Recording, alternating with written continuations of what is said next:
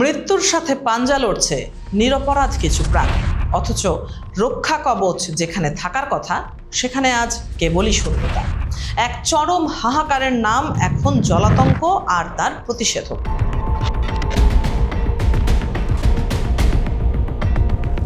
দর্শক, বাংলাদেশের স্বাস্থ্য খাতের এক অন্ধকার চিত্র আজ আপনাদের সামনে তুলে ধরব, যেখানে সরকারি আশ্বাসের আড়ালে লুকিয়ে আছে টিকার তীব্র হাহাকার।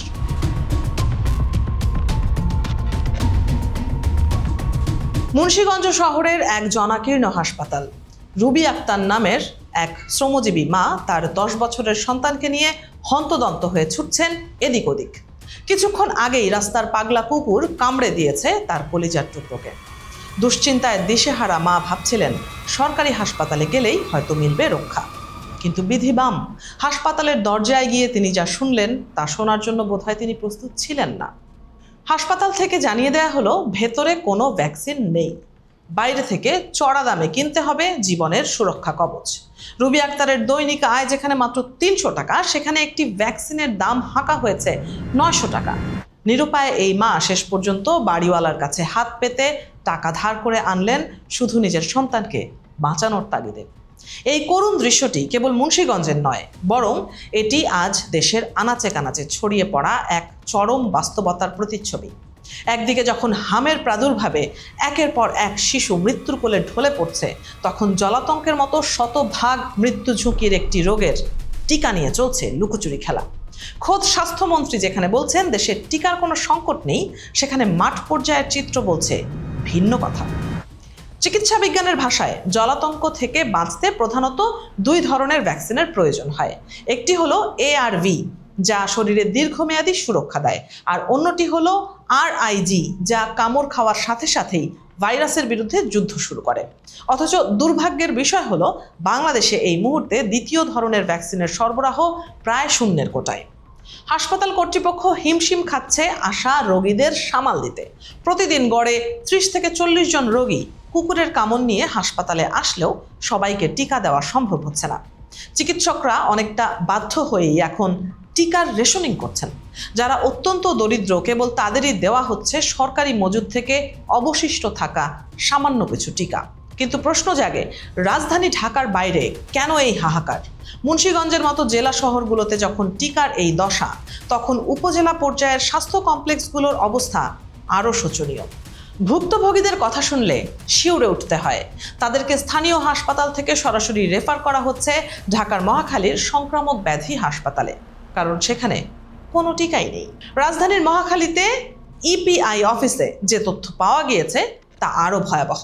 অফিসের সামনে সারি সারি ট্রাক দাঁড়িয়ে আছে, কিন্তু সেই ট্রাকগুলো লোড করার মতো টিকার মজুদ কেন্দ্রীয় গুদামে নেই। নাম প্রকাশ না করার শর্তে কর্মকর্তারা স্বীকার করেছেন যে দেশে বর্তমানে বাফার স্টক বা জরুরি মজুদ বলে কিছু নেই। নিয়ম অনুযায়ী 3 মাসের বাড়তি টিকা জমা থাকার কথা থাকলেও এখন কেবল দিনের প্রয়োজন মেটাতেই হিমশিম খেতে হচ্ছে। টিকার এই সংকট কেবল জলাতঙ্কের মধ্যেই সীমাবদ্ধ নেই। EPI কর্মসূচির আওতায় থাকা 9টি জীবন রক্ষাকারী টিকার মধ্যে বেশ কয়েকটির মজুদ এখন তলানিতে। জনস্বাস্থ্য বিশেষজ্ঞরা কপালে ভাঁজ ফেলে বলছেন, যদি দ্রুত এই বাফার স্টক নিশ্চিত করা না যায়, তবে অচিরেই হামের মতো পোলিও বা যক্ষ্মার প্রাদুর্ভাব ফিরে আসতে পারে। এত কিছুর পরও স্বাস্থ্যমন্ত্রী সরদার মোহাম্মদ সাখাওয়াত হোসেনের কণ্ঠে ভিন্ন সুর। তিনি দৃঢ়ভাবে দাবি করছেন যে দেশে আগামী 6 মাসের টিকা মজুদ আছে। তার মতে কোনো টিকারই সংকট নেই এবং এটি নিয়ে বিভ্রান্ত হওয়ার অবকাশ নেই। কিন্তু মন্ত্রীর এই বক্তব্যের সাথে হাসপাতালের লম্বা লাইনে দাঁড়িয়ে থাকা মানুষের হাহাকার কোনোভাবেই মেলানো যাচ্ছে না। বিশ্লেষকরা বলছেন এই সংকটের মূলে রয়েছে নীতি নির্ধারণী পর্যায়ের কিছু ত্রুটি। বিশেষ করে স্বাস্থ্য খাতের 5 বছর মেয়াদী অপারেশন প্ল্যান বা OP বন্ধ হয়ে যাওয়াকে প্রধান কারণ হিসেবে চিহ্নিত করা হচ্ছে। এই প্ল্যান অনুযায়ী কেনাকাটা করার যে সহজ পদ্ধতি ছিল তা এখন কার্যত অচল। অন্তর্বর্তী সরকারের সময় এই পরিকল্পনা থেকে বেরিয়ে আসার পর বিকল্প কোনো শক্তিশালী পথ তৈরি না হওয়ায় এই অচল অবস্থা তৈরি হয়েছে।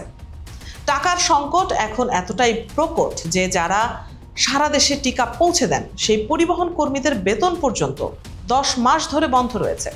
এই পরিবহন ব্যবস্থার স্থবিরতা সরাসরি প্রভাব ফেলছে টিকাদান কর্মসূচির ওপর। একদিকে আমলাতান্ত্রিক জটিলতা আর অন্যদিকে সঠিক পরিকল্পনার অভাব।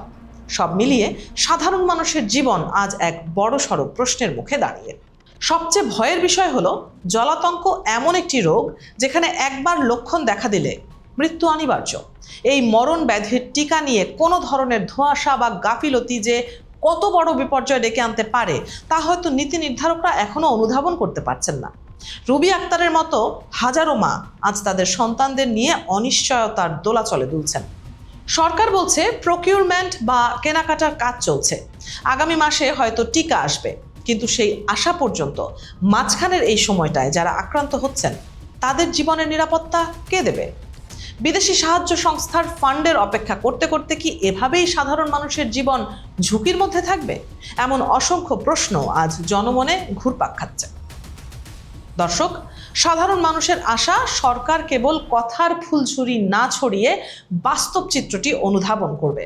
হাসপাতালের খালি কোল্ড ফ্রিজগুলো যেন দ্রুত পূর্ণ হয় জীবনদায়ী ভ্যাকসিনে। টিকার সরবরাহ যেন কেবল শহর কেন্দ্রিক না হয়ে প্রত্যন্ত অঞ্চলেও নিশ্চিত করা হয়। অন্যথায় এই স্বাস্থ্য সংকট একদিন বিশাল এক মহামারীতে রূপ নিতে পারে, যা সামলানো হয়তো তখন সাধ্যের বাইরে চলে যাবে।